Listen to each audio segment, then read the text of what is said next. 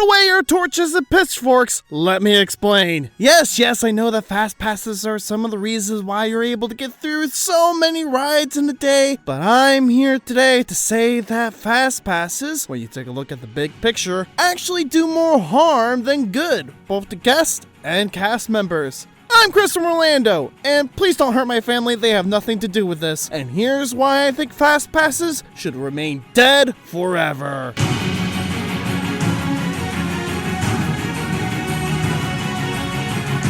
And before we begin, don't forget to hit that subscribe button so you never miss out on future theme parks videos. So a brief rundown on how fast passes work, which, if you don't know how fast passes work, how are you here?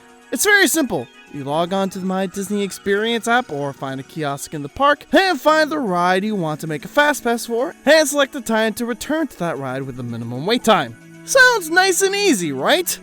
Well, it is in theory, but ever since fast passes have moved from paper to online, it's been a mess. Mostly because most people can't follow basic instructions, but also how Disney distributes the passes. In the past, you had to be in the park at the ride in order to get a fast pass. Now, you can set them all up ahead of time. What's wrong with that, you say? Well, for one thing, it pretty much guarantees that there'll be no fast passes for some of the most popular rides 60 days out from that specific day. If you're staying on property, then you can make fast passes 60 days out. Everyone else can make theirs 30 days out, and if I remember correctly, the poor cast members can only make theirs 7 days out. And if you miss that early morning hour when the fast passes are unlocked, you're pretty much SOL. I get why it's set up that way. It's an incentive to get people to stay at the resort, but it's not fair for those who live in the area or can't afford to stay at the resort. Bring down the 1%! Also, it's incredibly easy for things to go wrong when working the Fastpass line. Let me give you an example. Let's say you're at Magic Kingdom and you have a fast pass for Dumbo. However, when you show up at your time, you find that Dumbo is down or there's a weather delay or something. But good news! You can use your Dumbo fast pass at any other location in Magic Kingdom, except for the Seven Dwarfs Mine Train and Peter Pan's Flight. Where would you use it? Chances are Space Mountain is at or near the top of your list. And congratulations, suddenly the Fastpass line looks like this. And because the Fastpass line is so long, it's now on the cast member at Merge's shoulders to make sure that the line is moving as quick as it can. This leads to the people in the standby line yelling and cursing at them in order to make their line move faster. But of course they can't move the standby line too much, because if they did, suddenly the Fastpass line will start yelling and cursing at them for making them wait so long. It's a whole mess is what I'm getting at. While Merge is okay if things are going well, all it takes is for one ride to go down, and then you're spending the rest of your day trying to fix things. That's the reason why most cast members' least favorite position is Merge. But Chris, you handsome beast, I hear you say, Fastpass makes lines go faster, so that's good, right? Well, I'm not so sure.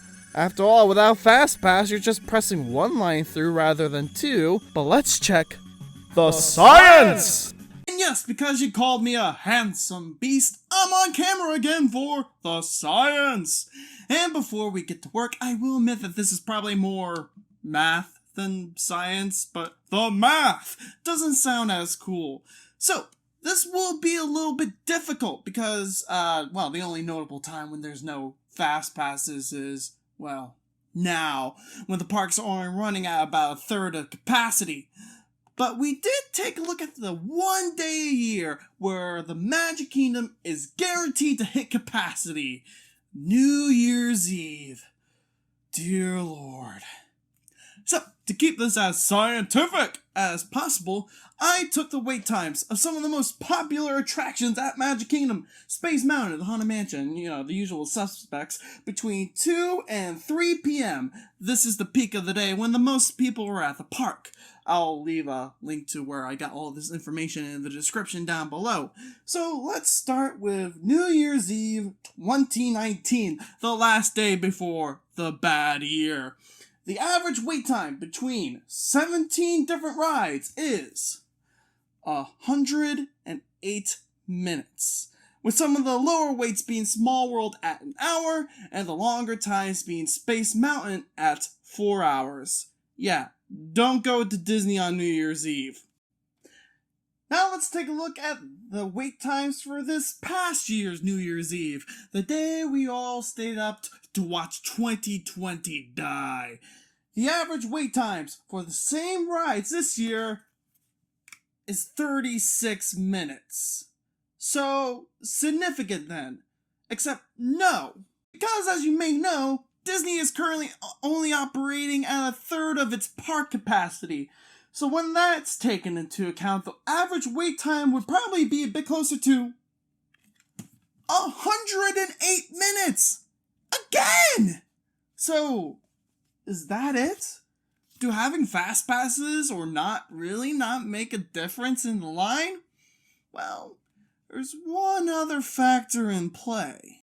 In order to keep social distancing, not all rides are loading their vehicle. Depending on the ride, between none, a third, or half of their vehicles could be empty. So let's say on average, Disney can load their ride vehicles fully again. They will increase the capacity by about 30%, which brings our new no Fastpass average wait time total to 76 minutes. A half an hour lobbed off with no Fastpass. Now, I will be the first to admit that I am not a scientist or a mathematician, but it's hard to argue that when you have just one line to focus on, that line moves faster. Alright, back over to the voiceover.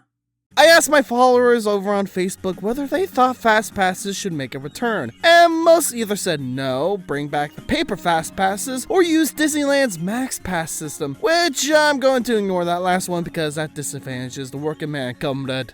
Going back to the old paper Fastpasses might work, because I had some experience with them over at Disneyland and that was nice, but that still doesn't fix the problem that it creates abuse for cast members and makes the lines longer. So obviously there would still be a system in place for disability access or magical moments, but for now, I'm happy to see Fastpasses remain dead. Do you agree with my assessment? Join in the conversation down in the comments below. And while you're down there, hit that subscribe, like, and share button to help spread the word. You can also follow me on Facebook and Instagram. Links in the description down below. I'm Chris from Orlando, and the only Fastpass I probably have right now is to the mean comments section. Take care, y'all. One love. Don't hurt nobody.